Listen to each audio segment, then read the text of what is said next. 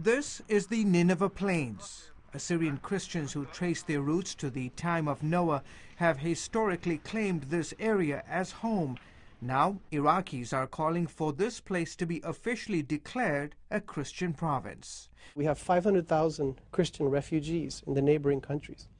And so our position has been very clear to the government. These people will not come home until they have a place to go to. Ken Joseph is with the Assyrian Alliance. He and leaders of 16 other Iraqi Christian organizations recently met to talk about forming a Christian province. Joseph says just getting the different groups to agree on something as historic as this was nothing short of a miracle. They put away all their arguments and they got together and did it.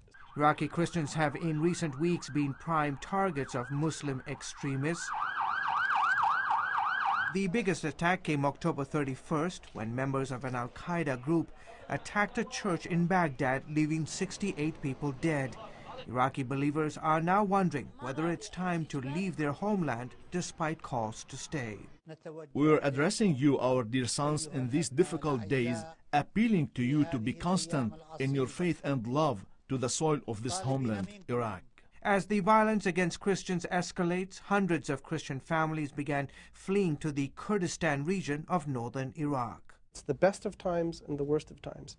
It's the best of times because for the first time people have freedom. They can do things they've never been able to do before. The church can do things they never were able to do before. But it's also the worst of times because you have forces that are desperate to keep this success from ever accomplishing its goals. Since the October attack, several more people have lost their lives, including a Christian shopkeeper who was shot in the city of Mosul. And as the violence here in Mosul increased, Christians have become more open to this idea of an autonomous region, an area where they can not only practice their faith, but live in freedom. It would be great to live in a place where I'm not forced to wear the veil or follow strict Muslim codes of conduct. In the last couple of years, wealthy Christian businessmen have poured millions of dollars into the Nineveh Plains, building churches, schools, and homes for displaced Christians. The idea is that we would have a place run by Christians, have our own flag, our own government, our own security force. 1 million Christians lived in Iraq before the 2003 U.S. invasion. Less than half of that number still remain.